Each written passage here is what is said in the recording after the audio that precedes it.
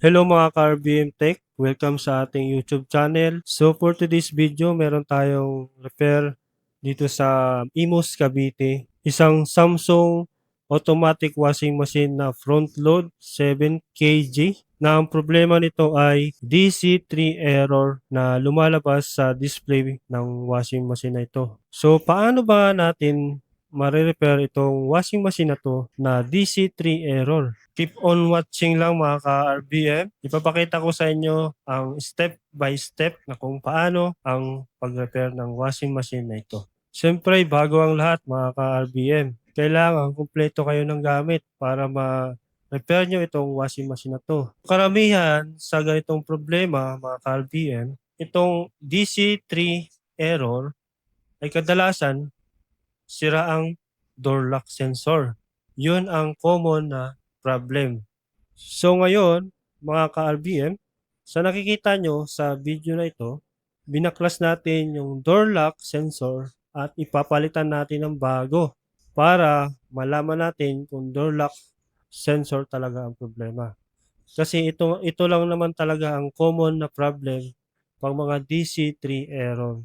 So, keep on watching lang kayo mga ka-RBM, no? Tutukan nyo lang ito at ipapakita ko sa inyo kung anong reaksyon ng washing machine after natin palitan ng door lock sensor. So ngayon, meron tayong bagong door lock at ikakabit na natin itong door lock doon sa dati niyang pwesto. Ayan, at kinakabit na natin ang terminal ng door lock sensor at ikakabit na natin doon sa lock niya. So after natin palitan ng door lock, ay hindi pa rin gumana mga ka-RBM. So paano nga ba ito mga ka-RBM, no? At pinalitan natin ang door lock, hindi pa rin gumana. Yun lang naman ang common na problem sa mga ganitong error na DC3. So paano ba natin malalaman kung ano pa ang problema ng ganitong washing machine na to? Ay napakahirap ng ganitong problema. So, i-explain ko sa inyo mga ka-RBM at tutukan nyo lang itong vlog na to. So yun nga mga ka-RBM, no? Huli nating diagnose at na-troubleshoot natin ng maigi at wala naman problema sa motherboard. So ito nga ang problema mga ka-RBM, no? Yung window, yung maliit na pintuan niya. Yung mayroon kasing switch dyan na parang sensor niya, hindi na nagpa-function. Kaya yun, nung sinasara mo yung door na yan, hindi siya nagpa-function. Kaya nag-error.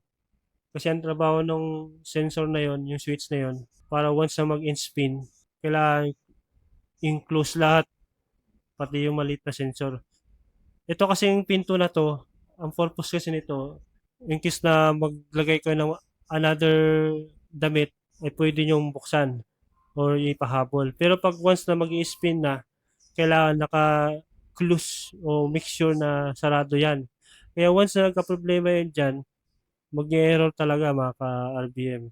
So yun yung ating diagnose dito at nahuli natin yung sakit. Ayun nga mga ka-RBM, no? So make sure mga ka-RBM, troubleshoot talaga. Kailangan matyaga kayo mag-troubleshoot at kailangan talaga yun. Bilang technician, huwag niyong sukuan ng unit para magawa ang unit na yun. So yun lang mga ka-RBM, no? Sana may natutunan kayo sa aking vlog at na nakita nyo kung paano yung ating ginawa mga ka-RBM, no?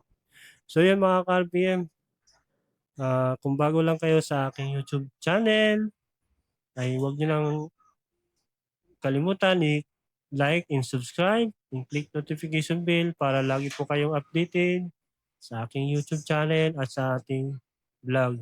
So kung mayroon kayong mga comment lang kayo sa baba at suggest lang. Ayan. Tapos kung mayroon kayo ipapagawa, other appliances, PM lang po kayo sa Facebook page at sa TikTok account mga ka-RBM, no? So yun, hanggang sa uli sa ating vlog. Keep on watching. Next vlog. See you next vlog. Bye-bye mga ka-RBM.